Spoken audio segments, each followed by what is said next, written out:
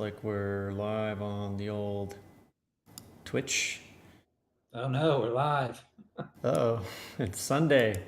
Sunday, and yep, we're good. Okay, we're good on Facebook, YouTube. It says we're good, and Twitcheroni, same deal. All right, I think we did it. But keep this up, Sweet. man. We'll be dangerous. We're dangerously Sunday, close to being good at this live streaming thing.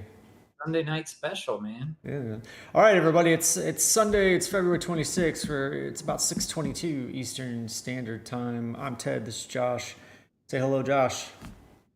What's up, And man? We were having a conversation about the SEC and Gensler and Bitcoin maxis, and I've been fighting with Bitcoin maxis on Twitter, and like it gets exhausting, right? Like, and we're just like, let's just go live and talk about this because it's like this is kind of like what people in crypto and Bitcoin do all the time, right? Like, there's always something going on.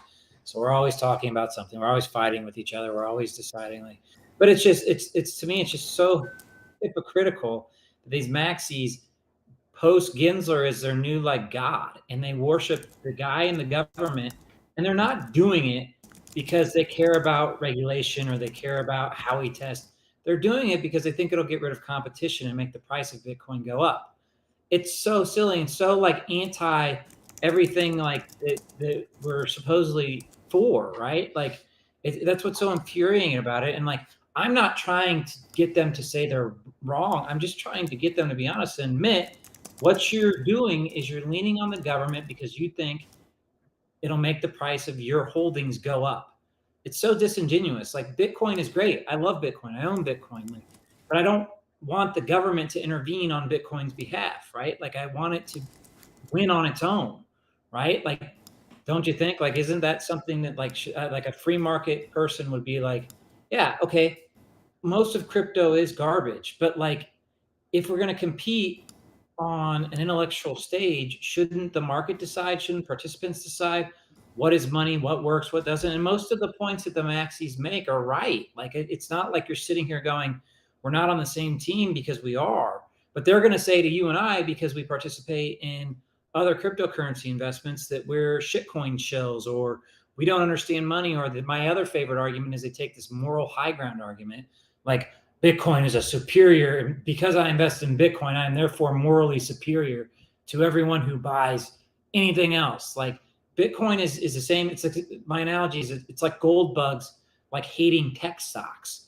Like, it's the same yeah, thing.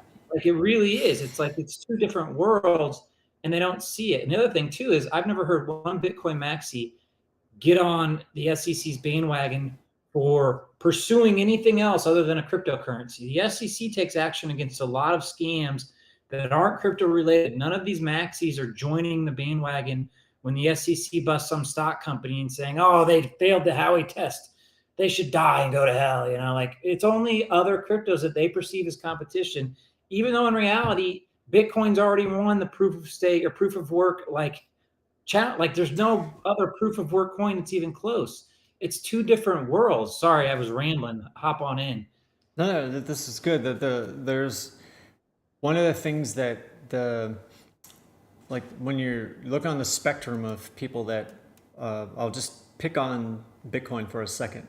There's a spectrum of people that know a little bit of, or well, there's some people that are off the spectrum. I'll call them. They have no idea it even exists. Okay, we can't really like we can talk about them because we know it exists and we know that they don't know.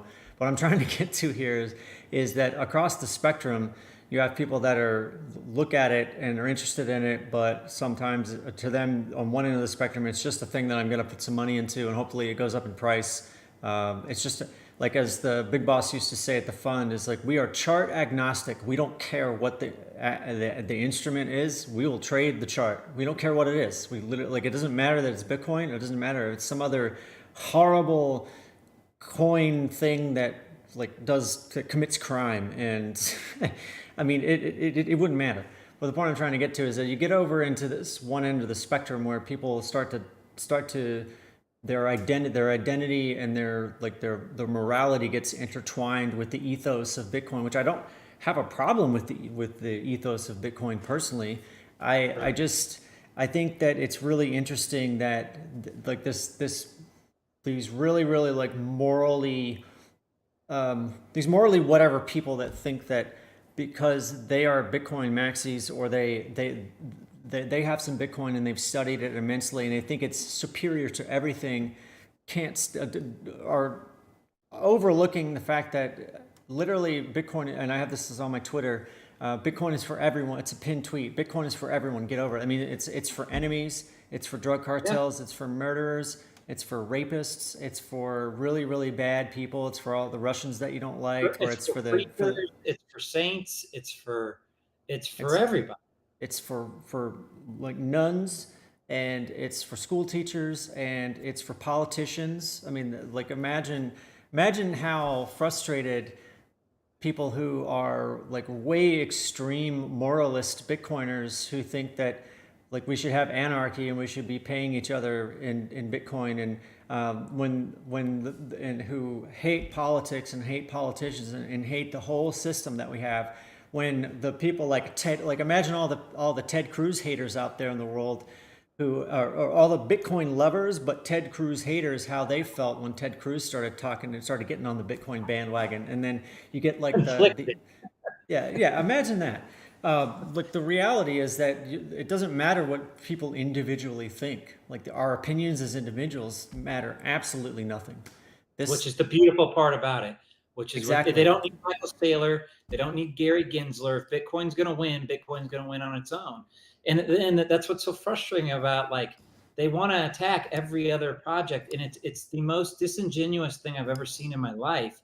Because you and I, as Bitcoiners, we're looking at this and go, okay, Bitcoin is a tool for freedom and economic sovereignty, which it is, right? But that's all it is. It's your whole identity doesn't need to be based on crypto or Bitcoin. You can have a job and make US dollars and pay your bills in dollars.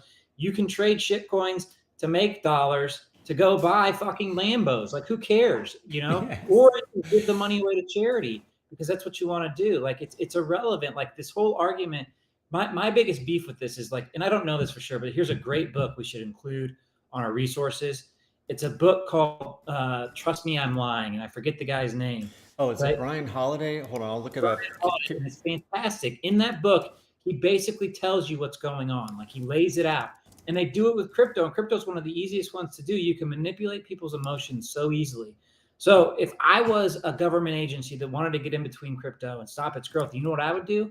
I would sow division between the community. And how do you do that? You get people in these cults of Bitcoin versus crypto, right? Even though it's not even the same industry, it's not. Bitcoin is an entirely different asset class from people that are working on technological experiments using different blockchains to solve different problems. Not every crypto is trying to be money. And by the way, I don't think Bitcoin's money either. Bitcoin is going to be the thing that is backed by nation states, right? That's the goal, right? If we win and we're right, I'm not going to trade Bitcoin for coffee. In the same way, I wouldn't trade a tokenized ownership percentage of the Sears Tower for coffee, right? It's the collateral that I'm going to borrow and back everything against. Like these guys saying it's money, like who knows? I don't know if Bitcoin's going to be money. I don't know if Ethereum's going to be money. I don't know if the US dollar is going to be money. We as a society are going to collectively figure that out. And that's above my pay grade. I'm not here to say which one's going to be the other one. Like, don't know, right? Like, it's what the market decides is money. And maybe it is. Maybe people decide, and maybe layer twos on Bitcoin. I don't know. That'd be great, right? Whatever. But like, this whole argument is just so frustrating. And it's like, it really feels like every time you try to engage, it's like the one guy that wrote that book, the Jason Lowry guy, which look, I'm not saying he's wrong, but if there's ever somebody who's like a government plant designed to sow division, it's him. He literally works for the government. He's the most divisive fucker I've ever seen on Twitter. Like, it's just like you can have an intellectual argument and not say like, I like Bitcoin, so therefore I'm superior, and you are an altcoin shill. Like, okay, uh, I invest in altcoins. Like, so what? Like, like I'm not shilling anything to anybody. Like, like I'm trying to help people like learn about this and make money. Like, that's what we're. What the hell? Like, How much value, or let me back up. How, like, just in the New York Stock Exchange, like, how much value is being traded or put through the, like, or what's the value of this, of the New York?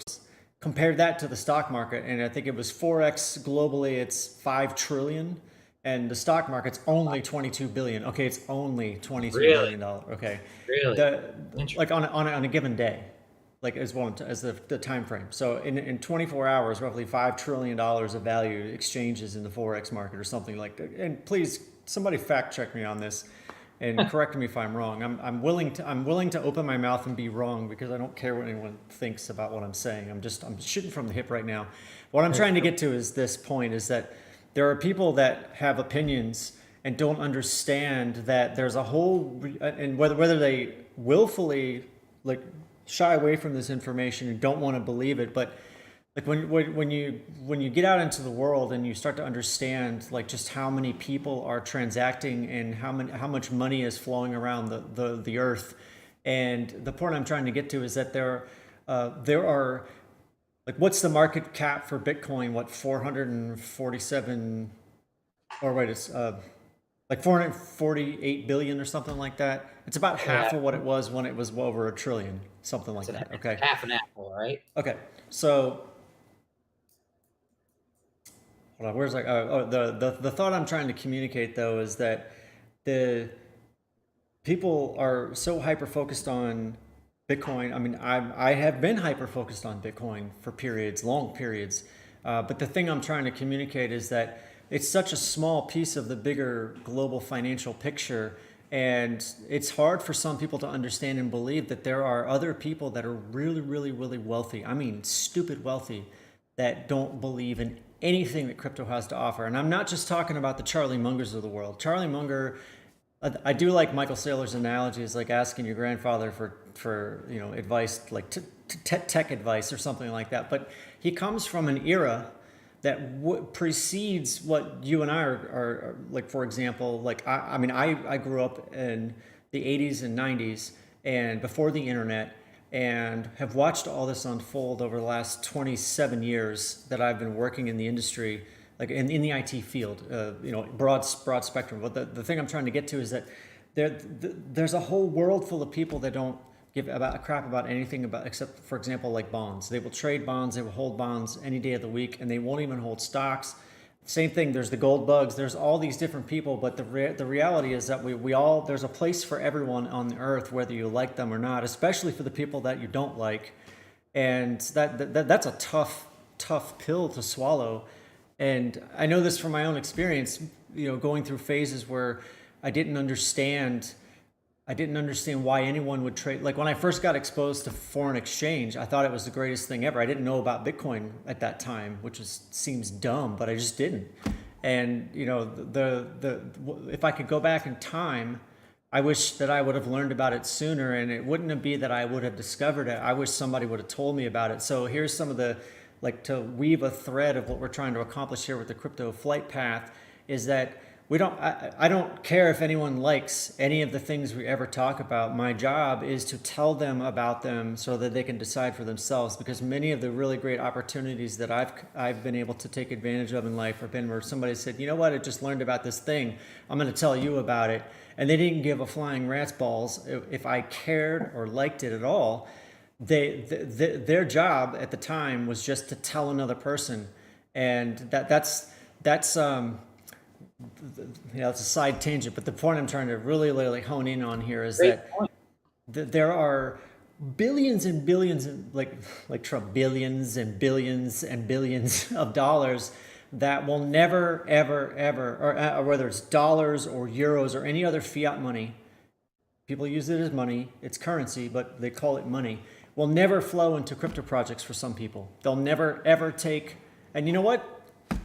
So what? I don't want those people involved. But my personal opinion is that if you don't want to be involved in crypto or Bitcoin or Ethereum or wasn't the one I saw on KuCoin, Crazy.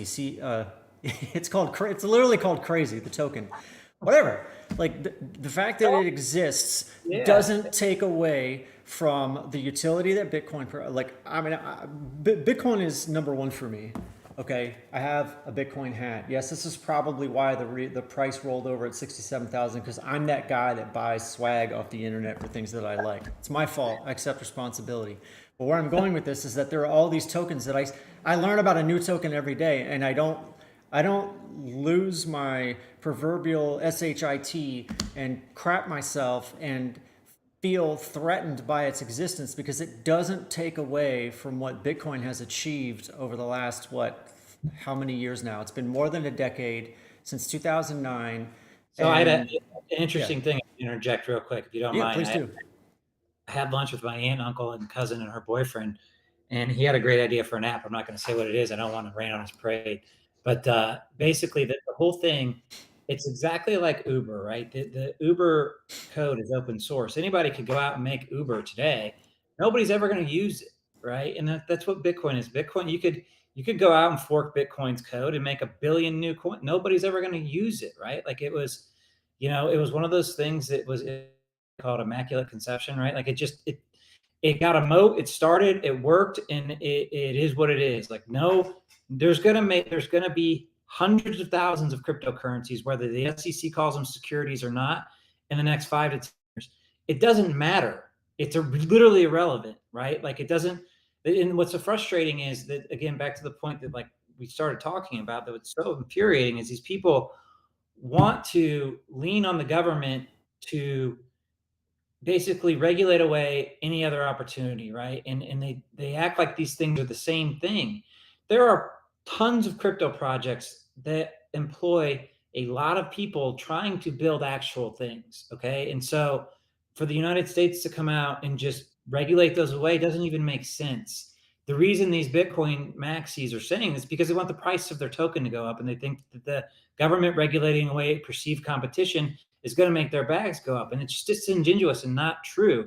And so what they'll do is they'll take a position of a moral high ground where Bitcoin's ethical because there's no leader and it was not pre-mined. Like, is Facebook unethical? Probably. Like, it's not a great example, but like, there's lots of things that have, people that are creators of the company or creators of the token that still create immense value for people that buy those things. And look, you can say that by definition that makes XYZ a security, and okay, great. Like, but like, don't simp to Gary Gensler like that everything is security, because the way that I understand it is that they're going to rule everything's a security. They have to take on each individual project one by one.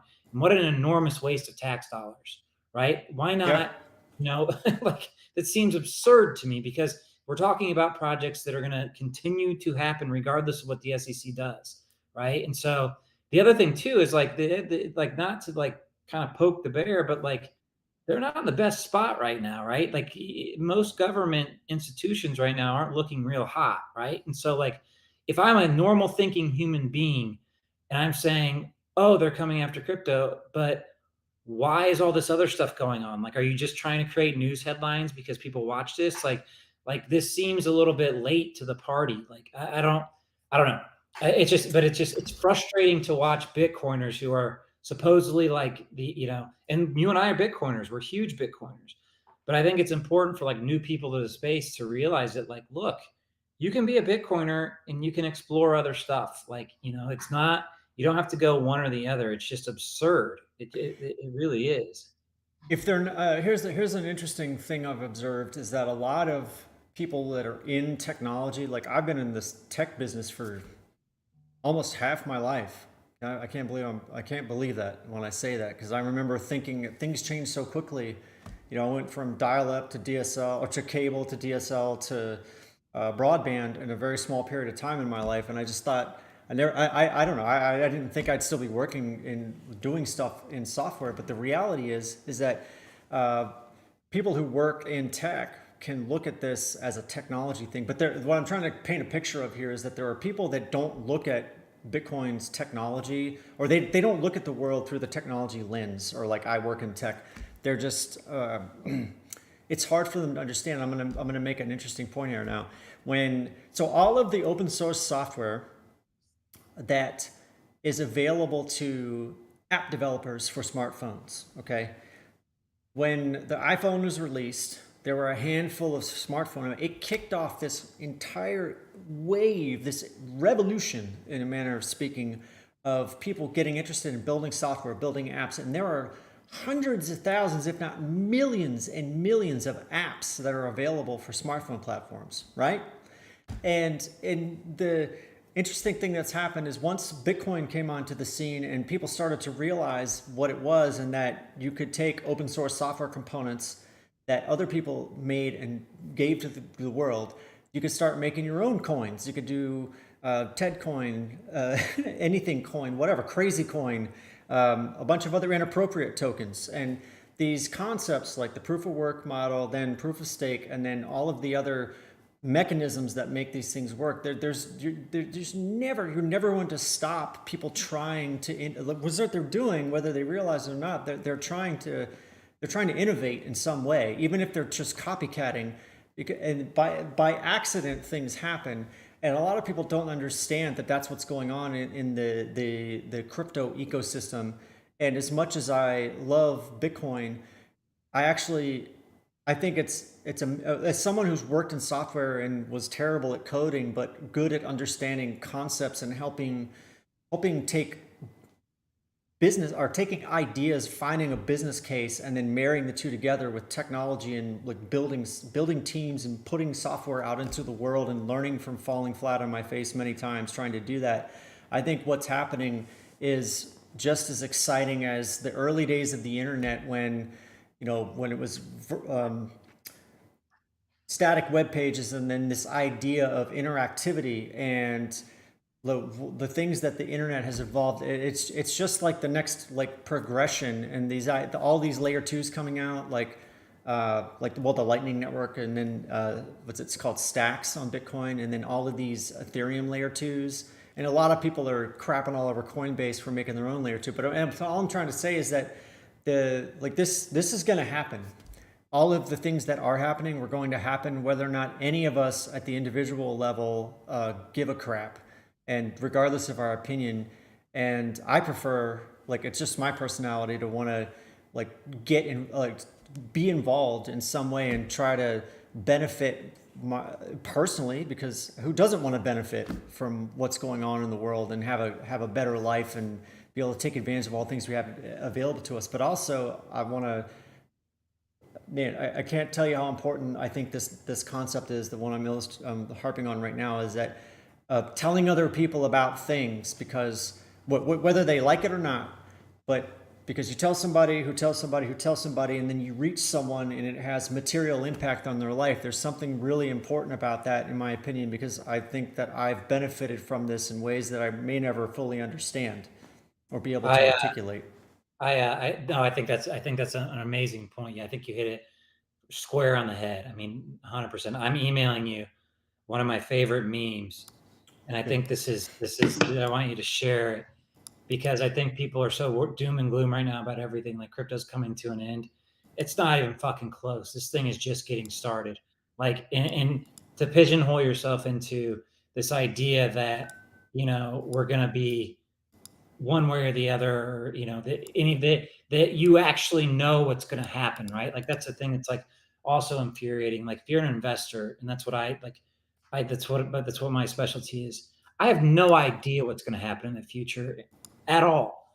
I'm making bets on what I think could happen, but like the idea that like I know for certainty that something's going to happen is such a fool's errand. We don't know. And to your point, what you have happening right now in the crypto industry is people throwing shit against the wall and seeing what works. And I think it's a beautiful thing. Why a government agency would come and try to regulate that away or chase that away is insane to me. You want people experimenting. This is a whole new world opening up, right? Like, and I take the position that people are smart, right? And here's the other thing. If you throw money at something stupid and lose it, you're not going to do it again unless you really like getting your ass kicked. And I don't know a whole lot of people that really enjoy that, right?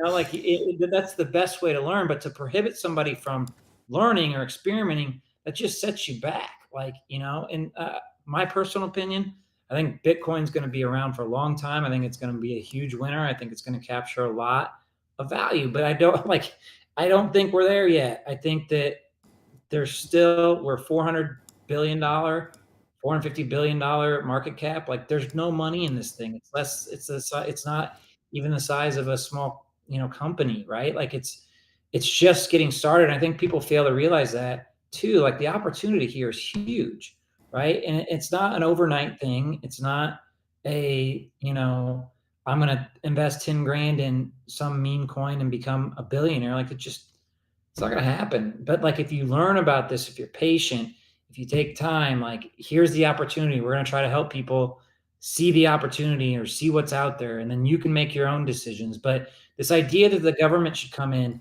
and prohibit people from making their own decisions is just anti everything that I thought Bitcoin stood for, right? So yeah, I this like the like real early days Bitcoin ethos was that we don't like the system, the politicians, the banks, the corporations, all of these ne'er-do-wells are the ones that architected this thing that caused the financial collapse, which is what is referenced. Satoshi references, and it's even in the Genesis block, is it not? That like the chancellor on the banks on the brink of second bailout. I mean, the what has happened now is that the same types of people that were the architects of that collapse or that near collapse and caused all kinds of problems for lots of people all around the world are the ones cheering the involvement of the government apparatus and are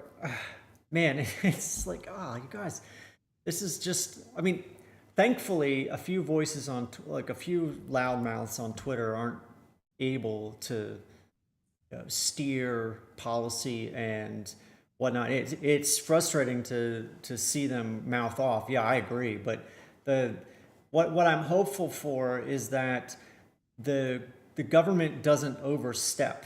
And there's always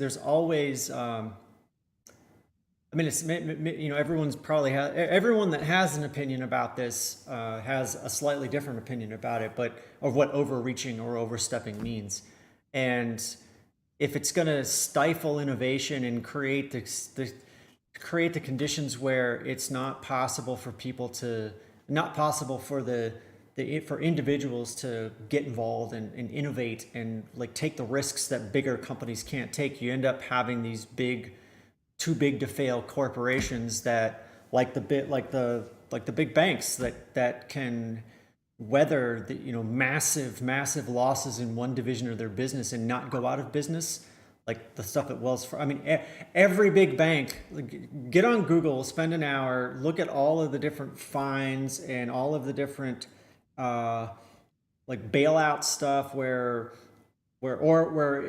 situations where big institutions, like financial institutions specifically, have some major problem and are able to not go out of business. And that's where the too big to fail term comes from. And that's where this concept of antitrust. I think I speculate when I was at the hedge antitrust things that Google was facing, there was a lot of rumblings in the political underbelly here and in Europe especially that Google was a monopoly. And if I were him, I would be like, man, it just made sense to me that he would move on and delegate, let the board find somebody else to deal with this madness, this antitrust business. Because we saw what happened to Microsoft, and we saw. I mean, if you're really old like me, you remember the AT&T. You remember hearing about the government stepping in and breaking up these big companies and causing all this problems. And maybe I'm getting a little off track here, but to wing it back around, I put the beginning is near meme up on the stream for. I love that meme, and I think that's what's happening right now. Like, we're getting to the point where, like, look, this isn't the end of crypto. Like, this is the beginning of crypto. Like, this is just the start. This stuff isn't going anywhere. And here's where I think, let's just think about this logically for a second. Say we position on cryptocurrency. One, I don't really give a shit about it. All right, unless it's a distraction away from something other than, because it's not a big enough problem yet to cause any issues. It's not a big enough market. There's not enough people involved. Here's what they have. Okay, they have a scenario where I gamble and lose. It doesn't cost them anything. I gamble and win. They take 40%. So why would they kill that horse? Like what? Where is that? You know what I'm saying? Like, I'm just trying to like think about this from Like, why would they regulate something away that's a free cash cow to them? Like, most all crypto participants I know pay taxes. There's no, and granted, like some don't, but some people that run $100 million businesses don't pay taxes either. So like, it's not a crypto specific thing. Some people they don't believe in it, or they're assholes or whatever. It doesn't. Whatever your viewpoint is irrelevant. But why would they take a position where they would eliminate an entire new industry from a marketplace that, and I guess you could say my conspiracy hat would go, oh well, they don't, like, let's not even go there. But like, a normal sane government would say, okay, there's a new industry, let's put protections in place. Like, nobody's saying like don't put regulations in place, but what we're saying is like, don't just blanket an entire industry with everything is a security and therefore we're going to be XYZ. Like, let's take the time to understand it. Like, there's no rush. Like, let's do it correctly. Like, we're not saying no regulation. We're just saying like, don't, horse fuck us. Like, and it's and why? Like, there's no real reason for them to do that other than what would be the reason that you could think that they, like, why take such a strong stance against cryptocurrency? Well, having grown up right outside of Washington D.C. and having the opportunity to see a little bit about how the sausage is made in the land of politics and watching the machine work. What I know is that there's what people say out loud, and then there's everything else that goes on. Like, right. What I'm trying to say here is that when it's convenient, basically nobody in DC in politics, like the DC politics apparatus, nobody opens their mouth and says something unless they stand to benefit from it in some way, unless it's going to serve an agenda that they have. It speaks to a constituent, it speaks to their base, and it's all timing. And optics matter. Optics and timing are everything. So all that, if you don't think that's true, just start taking some notes. Like, watch how much time goes between when Elizabeth Warren says something nasty about Bitcoin or crypto and how it's only used by drug dealers and money launderers. Watch how much time goes in between those things, and look, nothing in that world happens by accident. And when things don't happen the way people planned them, there's a saying in politics is never let a good crisis go to waste. Okay. So I'll argue that every time, or everything that comes out of someone, like every word that crosses the threshold of someone's lips, is there's some motive behind it until we get confirmation that there isn't, because like everything is driven by money and opportunity and preserving your power, because everyone is trying to kill keep your friends close, keep your enemies closer, because their enemies are everywhere.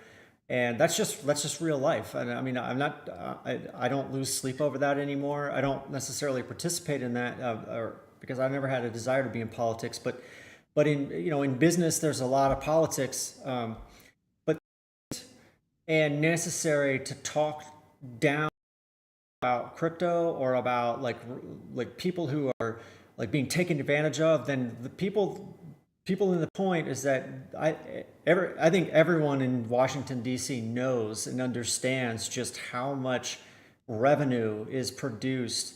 Okay, let me put it this way: we have all these big banks, and they've all done some really bad things, and man, have they been fined to the tune of multiple tens of billions of dollars over the years. But you know what? No one went to jail, because all of the tax revenues and all of the money that flows in through lobbying and all of the pockets. Just remember, like, they're not going to change anything too drastically, because you start changing things too drastically, people's wallets get light, and then all of a sudden you're out of office. Okay. So it's so frustrating though that, like, you're exactly right, and that's a fantastic point. But it's just frustrating. I think that's like what the whole, again, back to the point of like, I thought that's what we were trying to like counter. Yes. That's exactly right. We're not trying to like overthrow them we're trying to balance out the ridiculousness of, and I thought that's what Bitcoin was. But then this stuff with, they're just going back to the same stuff. I mean, they're going, and like, so I guess the point you're making though is it seems like there's a lot of saber rattling, right? So anybody that's like interested, and so like I guarantee you, all these people are loading up on crypto and have been. Now we don't know, like we can't say that like the bottom's in, but like based off 4-year cycles and happenings and what we've seen in the past, it's if it's not in, it's close, right? Okay, so again, even if it's not, it's an opportunity to come in. And if it goes below 15K again, I'm ecstatic because that's a once in a lifetime buying opportunity, that I don't think will ever come again. But I don't think that's going to happen. But I guess the to your point though, like I don't think they're going to outright ban everything, right? And also, like Gary Gensler doesn't have the authority to come out and just he can say what he thinks, and he very well may think that everything but Bitcoin is a security, and that's fine, but that's not law. That's not, that's not gospel. Not That's, even it's close. like what's that movie? It's like with the Big Lebowski. That's like, just your opinion, man. Like, like, like somebody should name that Yeah. for Ginzer, like that's just your opinion, man. Like, cool. Like, thanks for your thoughts. Like, fuck off. Like, Yeah, there's a lot of money to be made in the business of white collar gambling, which is what a lot of people call the stock market. And I'll argue that crypto being 24/7 and global is just a brand new casino with even fewer barriers to entry. Because if you want to buy stocks and you want to do it at a scale, you have to sign a brokerage account, you have to verify your ID, you have to 4 p.m. Eastern, like if you're trading the New York session. And it's like that was great when it like in the early days it was that was the wild west back in the old days when retail stock traders used to be able to participate in the markets with the big boys, and it was a bloodbath then because the institutional professional people just ate the lunch of the retail traders. And then here we are cycling again where we have these new markets that are available 24/7. In some cases, you sign up with an email address and then you can, because of borderless permissionless money like Bitcoin and others like stable coins, you can move money from one entity to another in minutes. You don't have to do anything and you can immediately start pulling the lever. It's like Las Vegas globally. And these not only are the institutions that participate and take the other side of retail traders' trades, like the Citadels, and the all of the salaries that get paid from all of this infrastructure that gets built, all these support mechanisms, all of the services and all this other stuff, it boggles the mind to think about how when you take a retail trader who's willing to lose from anywhere between $10 and $1,000 every month and be okay with that, and you multiply that across like 5 or 6 million people around the world who are running that, who are pulling that lever 24 hours a day, all that money's flowing in. Guess where it's flowing? It's going right back out. It's going in people's bank accounts for their salaries for all these companies that are all this, like, think of it as economic stimulus that came from the general public.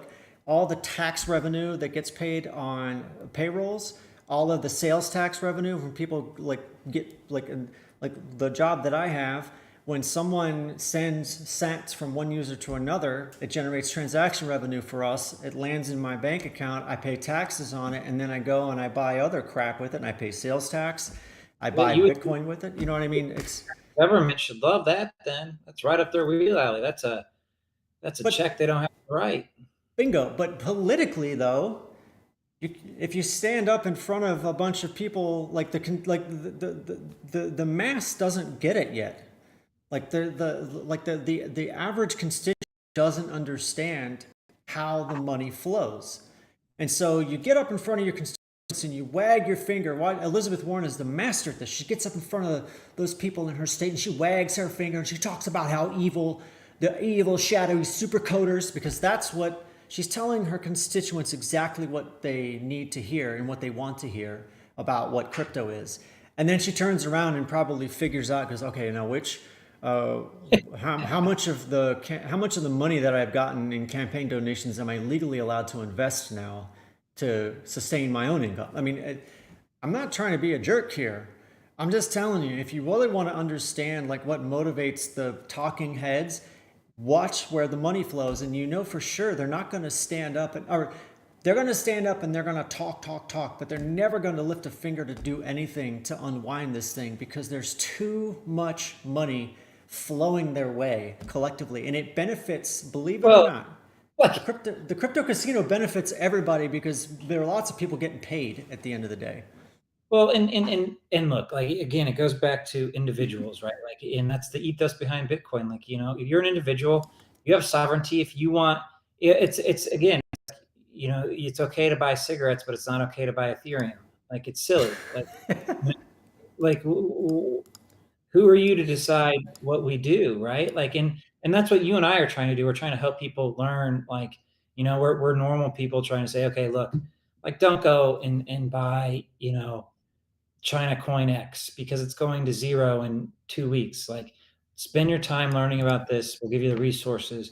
And over a 3 to 6 month to a year long period, take whatever bets you want. But like, there's economic opportunity. The government shouldn't regulate it away. They should, to the ability that they can and within law, they should they should put some safeguards in place, right? Like that, like nobody's saying like don't protect people from malicious actors. Like, to the extent you can, that's kind of why they're there. And we can argue about whether they should be there or not. That's a whole other argument, but they're there, and their supposed job is to protect people from malicious actors, not from making an income. Like, right? Like, like, help people. Like, your job is to protect investors, not, bend them over. Like, That's exactly right. But here's another interesting thing. What problem does like having the entities get in and start regulating actually solve? Because what I can do today, I can take my regulated bank account or take my bank account at a federally regulated financial institution. I can then connect that to a SEC or fully 100% regulated publicly traded exchange like E-Trade or better yet, Thinkorswim like TD Ameritrade. Okay, I can put $1,000 in, or I can put $25,000 in. And the reason the 25,000 is significant is that there's a rule called the pattern day trader rule, which says if you don't have it basically say if you don't have at least $25,000 in your account, you can only make 3 round trip trades a day because we want to save you from yourself. But hey, if you have 26,000 or $25,001 and you want to pattern day trade and blow it, be our guest. Okay, that's one thing. Then even better, I can go and purchase fully. I can purchase legal securities in the form of penny stocks for companies that are known for pump and dump schemes, but they pay enough money and they file their 10Ks and they follow every regulation in the book, and they can run their pump and dump scheme legally, and they can take my retail investor mindset and abuse it, and they can pump their stock up 50% in a day. I say, oh, this is great. I'll take a position in this. And then the very next day, legally, they can do an offering and they can double their share count and watch their stock price come right back down to where it was. I lose everything. And the brokerage got paid on the buy side. The brokerage got paid on the sell side. The scammy company that paid all of the fees to be compliant took my money, and I'm left with a bag that I can't get rid of unless I just dump it. And you know what? Everybody followed the rules, and the retail trader, me in this case, still got taken advantage of. I still lost money. Now I can't pay my credit card bills. My wife's going to divorce me. My kids are going to disown, like I'm not going to be their father anymore or whatever. That's perfectly legal today with all of the regulation and all of the consumer protections that have been like ground out over the last like 15 to 20 years. And yet there's people somehow don't understand, or they have this idea that like somehow crypto's any worse, or it's any worse for people, or more importantly, if we throw all this regulation on top of it, that it's somehow going to make it safer. It's not, in my opinion. or go away for that matter. Like, the thing is, it's software. Like, it's like okay, like all you're going to do is, if you go crazy, you're just going to make a bunch of tax-paying citizens criminals, because they're not going to stop trading it. Like you. Okay, so Ethereum's a security. What does that mean? Yeah. What does making Ethereum a security mean? Does that mean that I won't be, that is that if I buy, if like the moment it becomes deemed a security here in the US, does that mean that if I buy some and hold it in my Ethereum wallet that I'm any less in danger or any more safe? No, all it's going to make What me want to do changes? is a shit ton more of it. Fuck you guys. Like, if I can't have it, I want more of it. Like, don't they understand like that like maybe they're trying to do that. I don't know, but like that's the whole thing. Like, there's unintended consequences of all of this stuff, and it's like, and look, we're not experts. We're two guys on Sunday night, just we're pontificating back and forth. I don't know anything, right? And it's not my job to like say like, maybe look, maybe the SEC is literally acting in the best interest. Like, maybe they are, maybe, but it doesn't, just based off common sense, it doesn't feel like, like these statements they come out, it just feels like they're saber rattling. It feels like Bitcoin maxis are trying to take a victory lap. And I think it's very disingenuous, right? Like, I just don't think that's within the Bitcoin ethos. And, but what do I know? I'm just a dumb shit coiner who hasn't done anything but study this stuff for 7 years.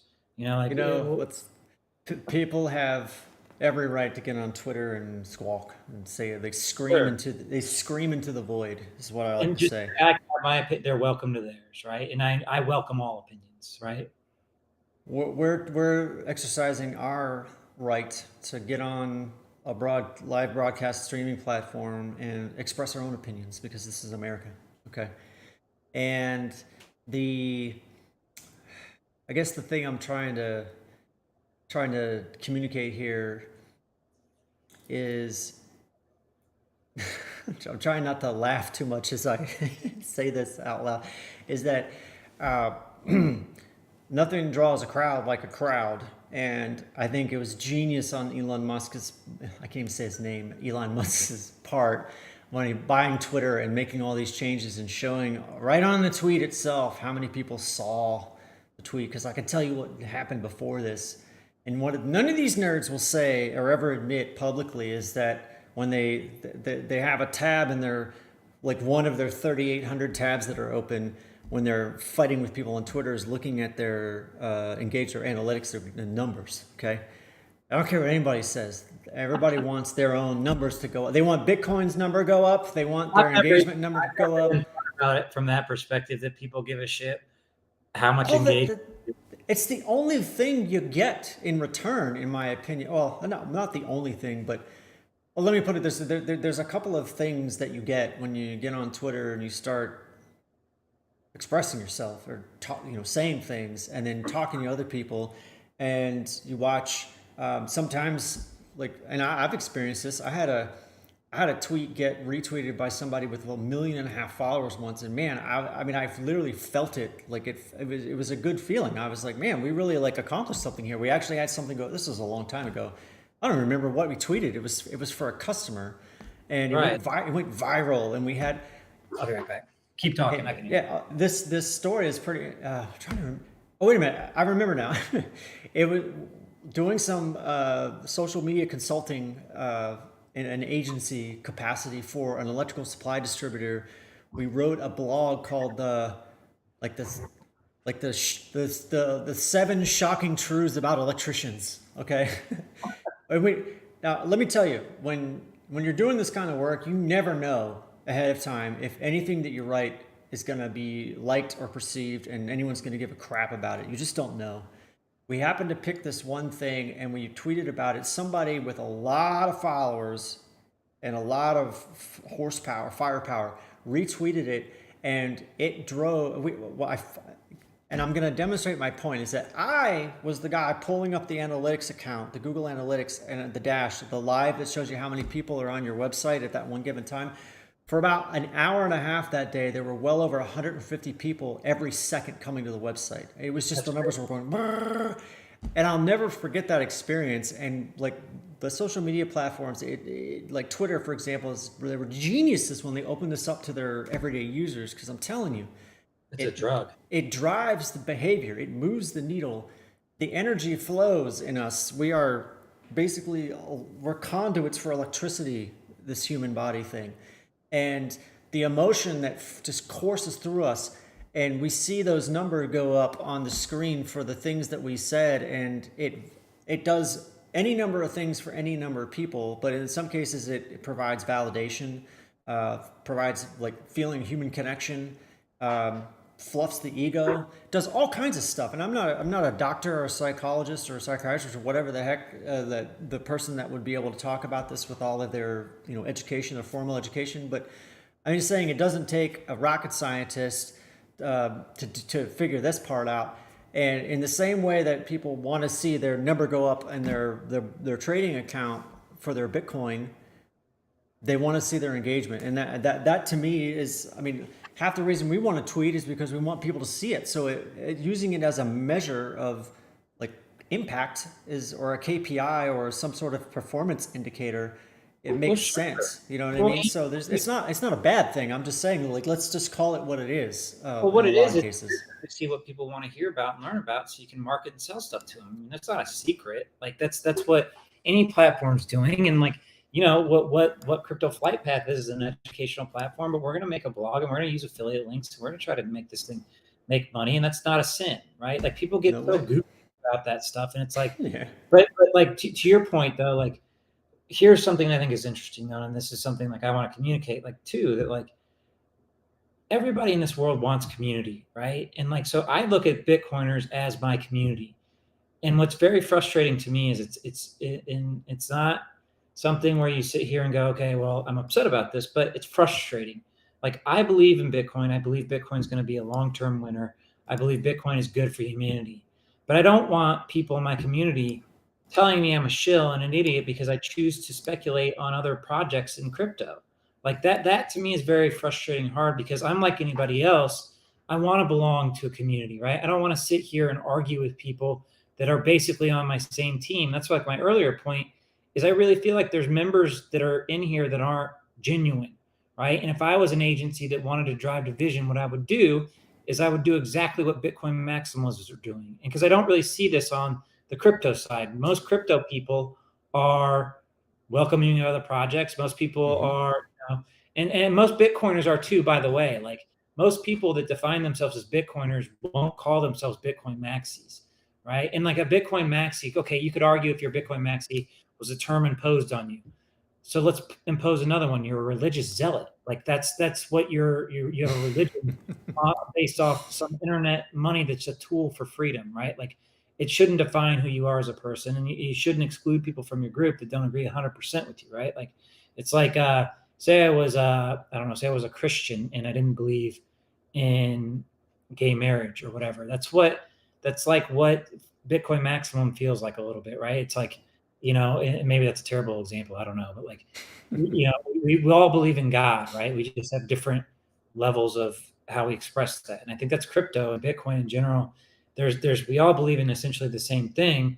We just express it in different ways, right? Like, I don't know if that analogy flies or not, but like, I'm just trying to think off the top of my head, like why this is so frustrating and why I even care, because I think Bitcoin long term is good for society, but there is issues like as small as we are, like I don't know. And maybe I'm wrong, right? Maybe the maxis are right. Maybe all crypto is horseshit and we're unethical bastards. I don't feel like an unethical bastard for buying Ethereum or Solana or Helium or whatever Dogecoin, like, whatever.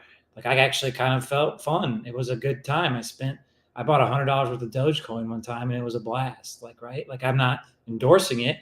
I knew it was a terrible investment. Like whatever. Like I had fun doing it. Right. Like you're not going to get on the internet and like blast me for getting $100 worth of Buffalo Wild Wings. Like it was the same thing. I just had fun. Like It's interesting in these pockets of humanity, like the Bitcoin maximalist crowd, or there are people that have this maximalist voice, I'll call it, because you can't, there's no way to know like how many there are. And the point I'm trying to get to is that they like the maximalist uh, idea that these other things shouldn't exist is just ridiculous, because there are like, because you could say the same thing about them. You could find somebody else on Earth who would look at them and say, well, I think you shouldn't exist because of your thing. And it's just like, yeah, okay.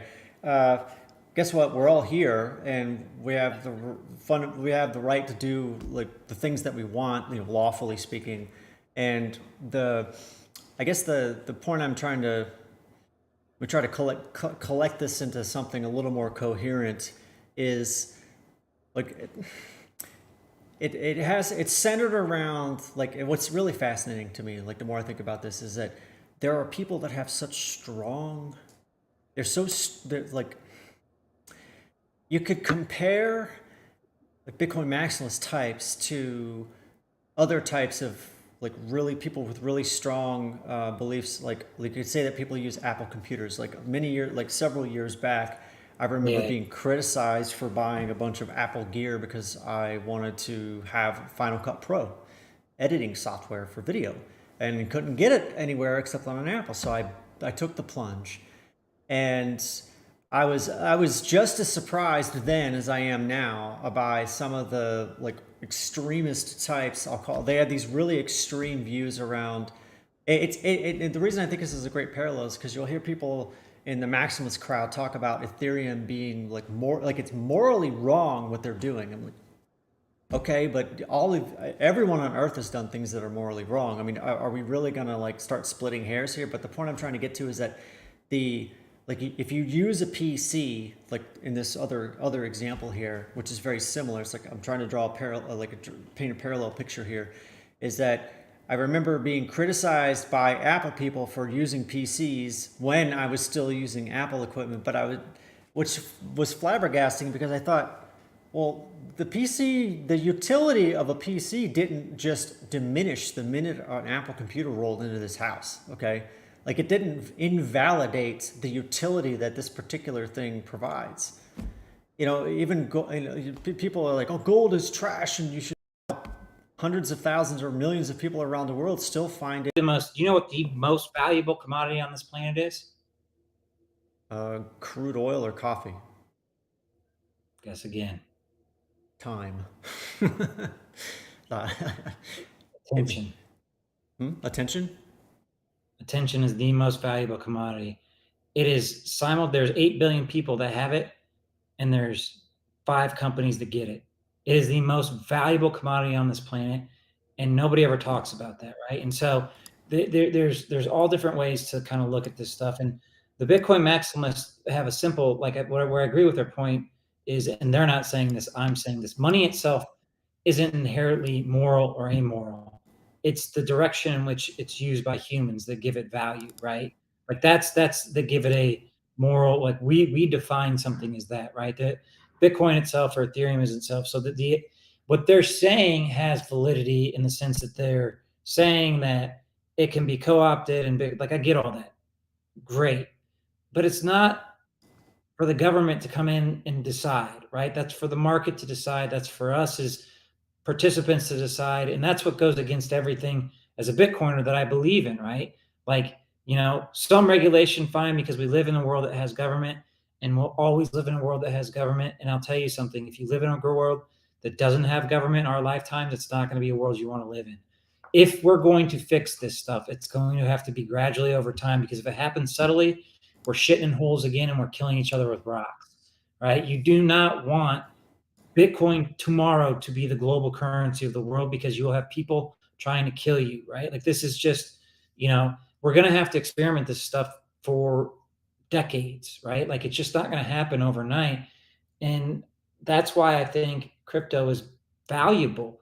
Like, right now, Bitcoin's working, but maybe somebody invents something better. And I think that's what scares them the most, is like, you found this thing, you've put most of your money into it, right? You've tied your identity to this thing, and by God, you're not going to be wrong, and you're not going to listen to any articulate argument.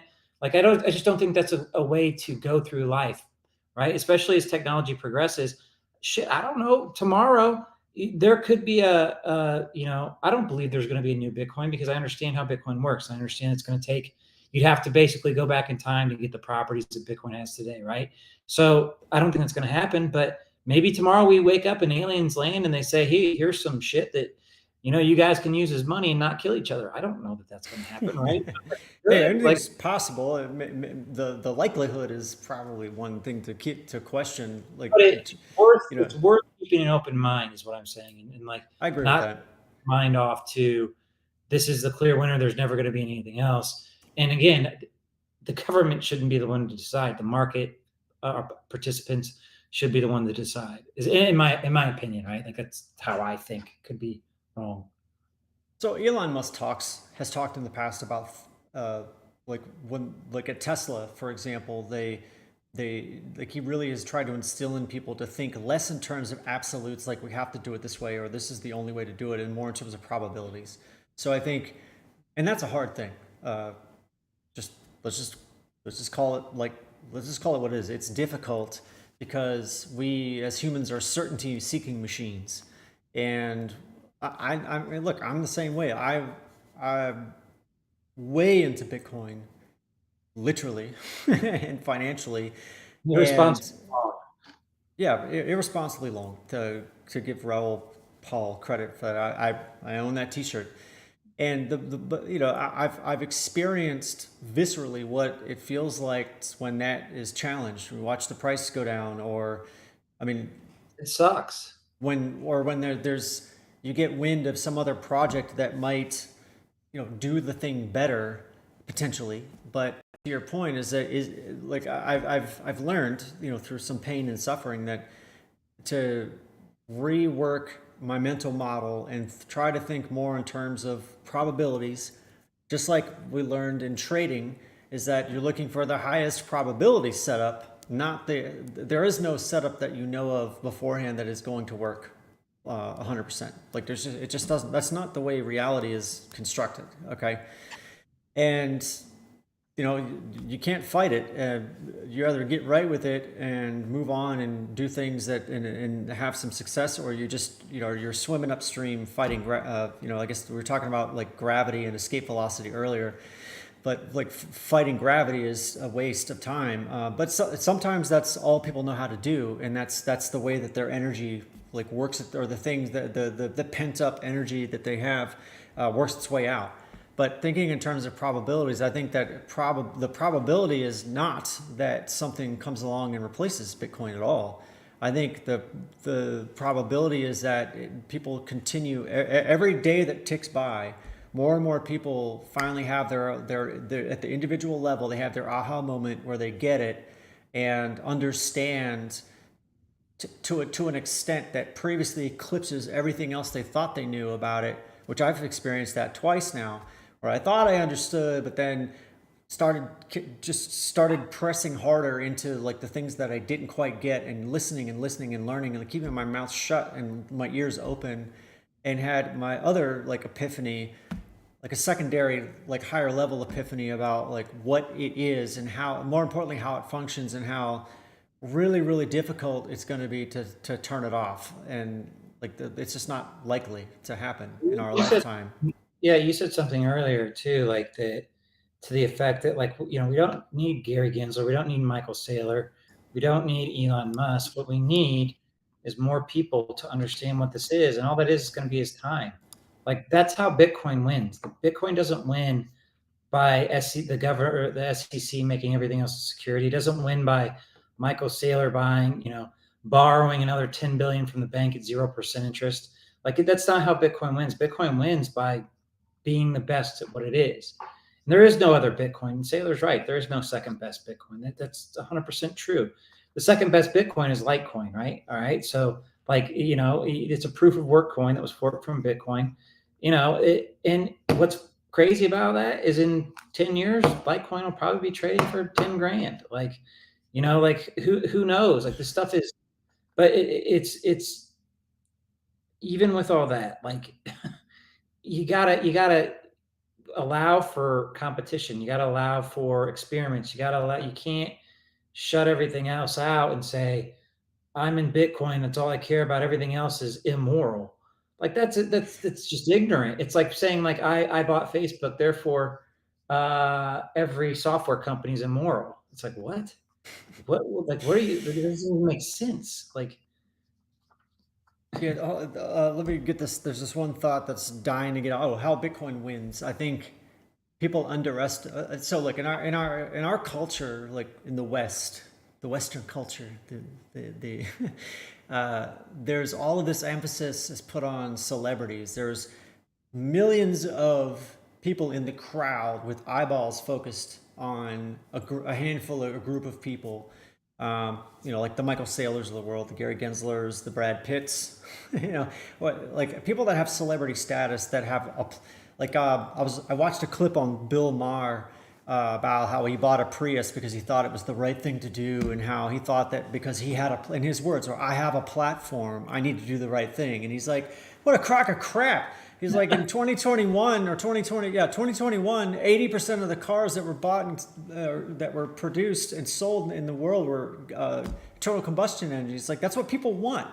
And he was just like, the point I'm trying to make is that where it doesn't even matter that electric cars are great. And in many respects, they do some things way better than internal combustion engine cars, and vice versa. Okay, not the point of this discussion. The point I'm trying to get to is that we don't need to rely on a handful of people to wield their power and influence, especially with Bitcoin, because where we win are in terms of scale. So the same concept of all of the nodes on the Bitcoin network, all of the computers that are participating when the consensus model, when another one joins and it gets up to speed, it can then participate. And then when one drops off, another one takes its place. And this is continuing to grow. What I'm talking about now is specifically with people that are participating in the ecosystems as human beings, putting their fiat money to work inside of crypto, specifically Bitcoin. The way Bitcoin wins in and of itself is that millions of individual minds decide that this is something you want to do. And that's way more powerful than any celebrity influence or somebody standing up on their platform, whether it's Elon Musk with 100 or 200 million followers or something like that, or it's some other influencer type on some other platform with some statistically significant number of people that are following them and are within the sound of their collective voice. You see what I mean? yeah, they're irrelevant to Bitcoin's success. In the long term, they all fade to zero because it doesn't matter. What matters is, again, what you said exactly, is you have to wake up each individual mind to what this actually is, right? And that's how it wins. This art, it's such mental masturbation for them to go out and fight meme coins. Like, wake up everybody who's not in crypto to get into Bitcoin. Like, that's where your energy is best spent. Your energy isn't best spent yelling into the ether about ether, right? Like it's best spent trying to educate people as to what Bitcoin is, what the potential problem with government printing currencies are. Let's get people on board with, hey guys, like, there's an issue here. A lot of the pain and suffering in this world exists because of how the money system is structured. We're offering an alternative. It's up to you to decide if you want to participate in the network or not. You don't have to. There's no mandatory requirement, but if you do the research and you understand it, hop on in, right? Like, and hop in however you want, to whatever scale you want, and it works across every individual's personal level of income and knowledge. Like, that's it. Like, and so it's an option to a system that is flawed. And again, maybe there's another system that comes along that nobody's thought of, that makes a lot of sense, because until Bitcoin, they were in the same boat. And then Bitcoin came along and woke up an entire generation, right? And so maybe you can't close. I don't think you can close your idea of that happening again. I don't think it's likely. And I don't think other cryptos are trying to do what Bitcoin's trying to do necessarily, right? And so, or not. So, like, don't worry. People, there are a lot of people on Earth that just love the dramatics of arguing and bickering and like the excitement, the adrenaline that comes with confrontation. And what's interesting about society, not just here in America, here in the U.S., you hear a lot of like, man, I'm not a parent and won't ever be a parent, and I'm glad because I've tried to make friends with people who have children, and it's really difficult, man, because their children stress the crap out of them. Not just because they're expensive, and kids are expensive. I don't care who you are, and I'm not saying that I'm not trying to discourage anyone from having children, but the point I'm trying to get to is that like the having been a young person and gotten wrapped up in some of this stuff, I'm on the other side of it now. I'm old enough now I can look back and understand what was really happening and how my behavior was questionable in some cases and just flat out wrong in others. But the point was is that like I did it, and these people are like people are going to get on Twitter and they're going to scream and act out and do dumb things, and they're going to do it on Facebook. They're going to do it on TikTok. But where I was trying to go with this to like pincer maneuver here is to with the ability to like stare into one's own eyes with the cell phone and have the ability to broadcast, like have a platform, even if it's this big. Like I used to joke about people who would scream on Twitter that they have king. They think they're king of they're king of the ants. I was trying to get it out there. Sorry, but like Today, Junior. yeah. So this thing that has captured like a large number of people here and around the world is the ability to get quick attention on the internet, and that played. And I mean, I don't know everything, and I'm wrong about a lot of stuff, but man, there's a lot of this attention grabbing stuff that Twitter is a great example of a platform that makes it really easy for the flavor of the minute thing to just come along, and people's attention just goes from one thing to the next, to the next, to the next, to the next, and it's just round It and is round and round it goes, just it like is the interesting. mainstream media. It is interesting to see how many like Bitcoin maxis make a platform out of being Bitcoin only. Like that is an interesting thing, and it may be because they're right, and it may be because it's the morally superior, internet money, whatever. Like, but there's a lot of those people that do have very loud voices that have gotten very loud voices by placating to a certain audience. And I just think what I would recommend to people who are watching and listening is to keep an open mind. And like you said, Ted, like there's people want engagement, right? And like we want engagement too, but like we're gonna tell you what we think, and you can either choose to agree or not agree, right? But like it's important when you get into this stuff. Again, like I always like to end these with like, why should people care about any of this, right? Like, well, you should care because if you get into this and you see all this stuff, like just know that like you're welcome to whatever opinion you want to have, and there's no wrong opinions, right? Like you're gonna learn what we're going to tell you again and again and again is just buy Bitcoin. Like just if you don't want to do anything else, just buy Bitcoin, which is crazy because we just spent an hour ripping on people telling you to just buy Bitcoin, right? Like, so they're not wrong, but it's okay to like get into this and like pick a side and then change sides and then try to expand your thought process. And I mean, if you're looking at this stuff at all, you're already way ahead because you've taken the first step to kind of thinking of like outside the box. And then once you get outside the box, you'll find there's another box that you have to get outside. And once you get outside the box, it's just a constant shit show of leaving the box. But, the point being is that Bitcoin is phenomenal. It doesn't need sailors or governments or anybody to make it succeed. We think it's a little silly sometimes that like, some of the people that are involved in the space want to have a moral authority over other projects in the space. But it is what it is. I mean, it's our thoughts, that's our opinions, that's how we feel. And thought we'd get online and because we were just having a conversation. I'm like, well, let's just live stream it, right? Who cares? Like, Yeah, I mean, whatever. people do whatever they want. But if you want to buy Bitcoin, great. If you don't, then I'll buy it. I'll buy. Tell you what, buy the Good. Bitcoin that you don't want, and then let me know, and I'll buy it from you. Okay. So Yeah. and that's my like person like my very narrow, not narrow, but my very focused Bitcoin maxi side of me is that I'm a Bitcoin maxi for myself, not because I want I mean, I'm just be honest. I'm just gonna just lay it all out here for a second, Josh. Like, I Good. don't particularly want certain. There's certain personalities in the world that just like I don't like. I mean, there's a good book title I saw that says, "I'm not for everyone, but neither are you," and that's true. Like, I'm not for everyone, but hey, neither are you. And like we all can have our opinions, and you know, like my wife is a great example of someone who doesn't understand crypto and doesn't believe in it and thinks it's kind of stupid in many respects. She thinks it's like amateur, not amateurs, but like childish even is probably a way to describe it. And you know what? I couldn't care less that she doesn't think of it the same way as I do. And I just tell her, "Don't worry, sweetheart. I'm going to buy enough Bitcoin for both of us." And Yeah. she doesn't care. She don't want to talk about it. She's just like, okay, you're gonna do your Bitcoin thing. Okay, darling.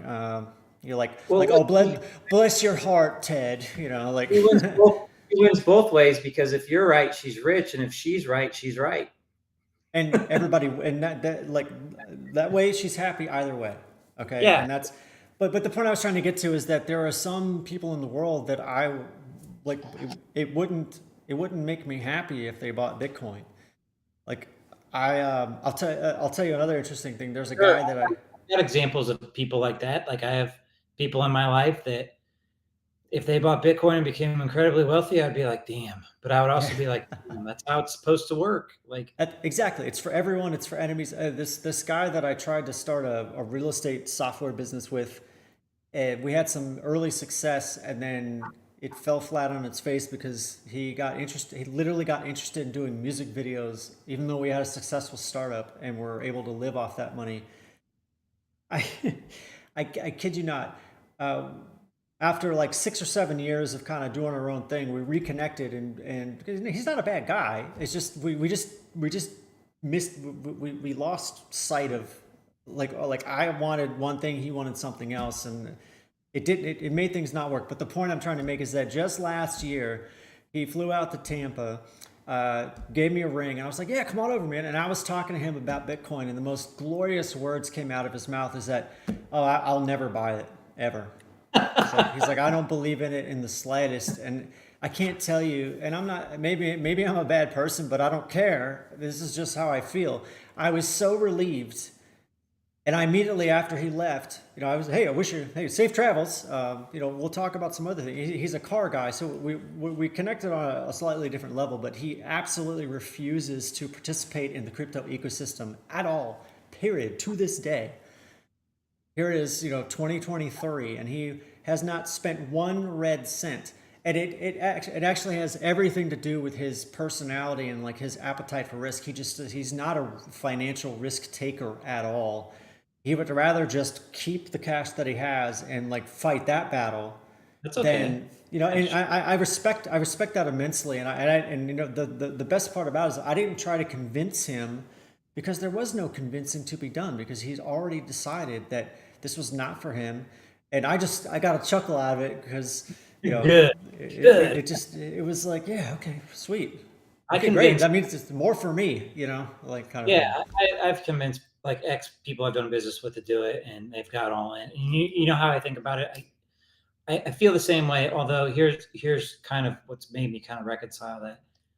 I hope they're right. I hope Bitcoin makes them incredibly. I hope Bitcoin makes them wealthy beyond their wildest dreams. Because you know why? I'll be right there with them if it does. Exactly. So So like it's. But that's the way they say money of enemies, right? Like, who cares? Like, like the person I hate most in the world, I would love for them to buy a shit ton of Bitcoin and get fabulously wealthy. And that's why it works. Like, that's what the whole exactly. point.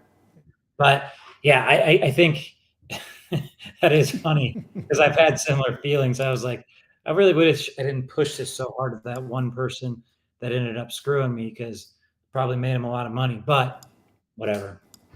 What do you Yeah, do? and we live and we learn, and like You know people how we make stay. up for that? We teach a million more people how to get That's involved, and right. that's. But like, again, too, like these conversations I think are fun because it's just you and I talking, and we've chosen to live stream it out to the internet. Yeah, And like this is a conversation that we would have had just over the phone or on a Google Meet.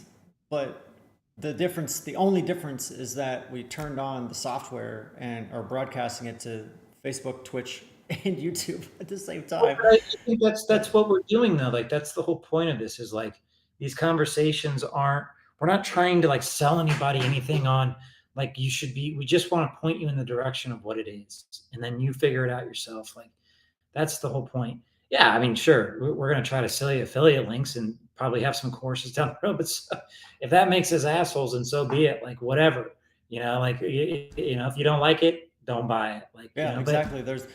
There's a billion products in the world that you'll never have to purchase, and there's a market out there for everybody for something or for somebody. There's a market for somebody's thing out there for everyone.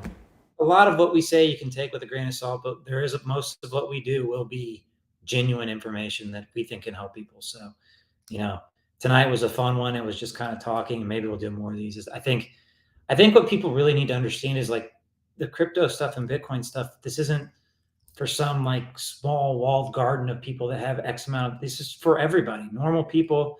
Like tonight, what did I do? I saw my cousin, and I went and got a couple beers, and then I hopped on a live stream with you. We're talking about things that are happening in the world and how they affect, what we're doing with our financial investments. And that's 10 years ago, people would have said you were crazy, but now it's just the way it is. Right. And like, so how do you help people? You help people by being yourself, and you help people by sharing these conversations that, what we really want is for people to ask questions so we can point you in the right directions to get you answers. Ted and I aren't going to have the answers all the time. And if we do, we'll share them, but we'll also tell you like, look, don't listen to us, go validate this information for yourself.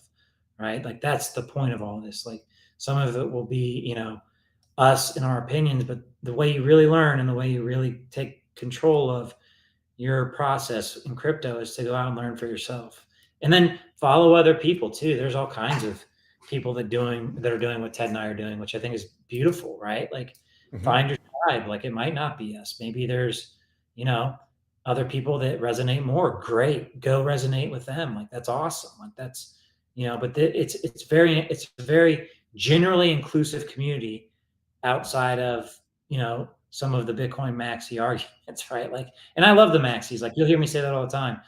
I really do. I love their passion. I respect them. I don't think that there's anything wrong necessarily from I think they really believe in what they're saying, and I can respect that, right? Like you can't not, because I agree with 90% of what they're saying. Total the Bitcoins. All right, so we'll wrap it up then. If you're listening to this, or if you tuned in for any part of this, thank you. If you're listening to this after the fact, thank you very much. You can follow us on Twitter. It is hold on. I haven't. It's that's Twitch. Is Crypto Flight Path. Hold on. Sorry, guys. Twitter. Where is the link? What's our? It's crypto. What's the Twitter handle? Crypto Flight 21. Crypto Flight 21. Believe it or not, somebody has Crypto Flight Path. So Crypto Flight 21. Yeah, we also had CryptoFlightPath.com, and somebody stole it after I dropped it for 2 months, which is very infuriating. But I guess it doesn't matter because we have Crypto Flight. We got the CryptoFlightPath.tv. We're building our website as well. We'll build out the social channels. We'll put all this stuff across the board if you're interested in whetting your appetite for all things in the crypto sphere. And hopefully we can equip you to get out there and do some cool stuff and benefit in some way. So with that, we'll wrap it up. Thanks for tuning in. We'll see you in the next one. Cool.